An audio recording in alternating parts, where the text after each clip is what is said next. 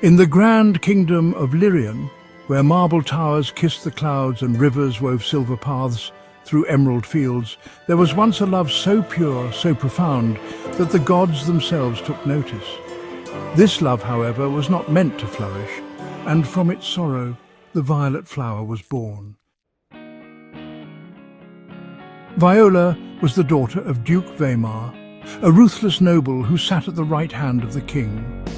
She was as delicate as the dawn mist and as radiant as the morning sun. Her laughter, soft as the chime of bells, was said to bring peace to those who heard it. Many noblemen sought her hand, but her heart belonged to none until she met Cassius. Cassius was a knight, though not of noble birth. He had risen through the ranks by skill alone, his sword singing through the air like poetry in motion. But he was a man of no land, no title, and therefore forbidden to love a woman of Viola's standing. Yet love is a wildfire that cares little for the rules of men. They met in secret beneath the grand willow tree by the moonlit lake, exchanging whispers sweeter than honey, dreaming of a future where love outweighed lineage. But love that blooms in the shadows cannot stay hidden forever. A jealous suitor, Lord Dorian, who coveted Viola's hand and the wealth that came with it, discovered their secret and carried the tale to Duke Vaymar. Fury burned in the Duke's heart like a cursed flame.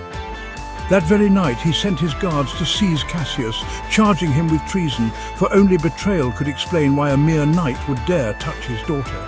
Viola fought, pleaded and swore that her love was true, but her words fell on ears deafened by pride and rage. Cassius was dragged before the king, and though he fought bravely, striking down 3 guards before being subdued, the verdict was swift: execution at dawn. On the eve of Cassius's death, Viola, desperate and broken, went to her father's chamber. She fell to her knees, hands clasped in supplication. Viola, V.O. Father, have mercy, let him go, and I will do as you wish. Marry whom you choose, but do not take from me the man who holds my soul. The Duke gazed down at his daughter, his face cold as the marble statues that lined the halls. Duke Vaymar, V.O. You speak of love, Viola, but love is nothing against duty, against power, and with that he turned away. But Viola would not let the gods decide her fate. That very night she stole a dagger from the armory and crept into the dungeons where Cassius was shackled, his face lit up at the sight of her, though his eyes held sorrow, not hope. Cassius, V.O. There is no escape, my love. Even if we flee, they will hunt us. She knelt beside him, pressing her forehead to his. Viola, V.O. Then let us not flee. Let us end this on our terms.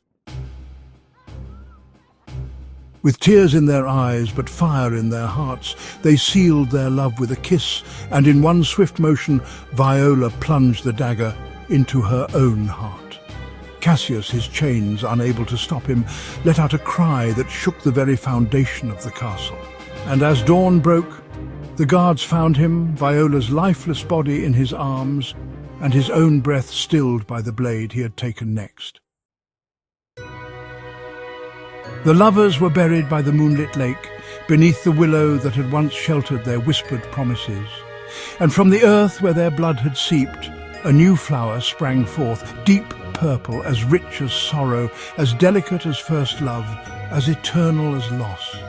The people of Lyrian whispered that these flowers were Viola's soul-made flesh, a reminder that love, even when torn apart, could never be silenced. And thus, the violet became the flower of devotion and remembrance, its petals forever mourning what the world could not allow.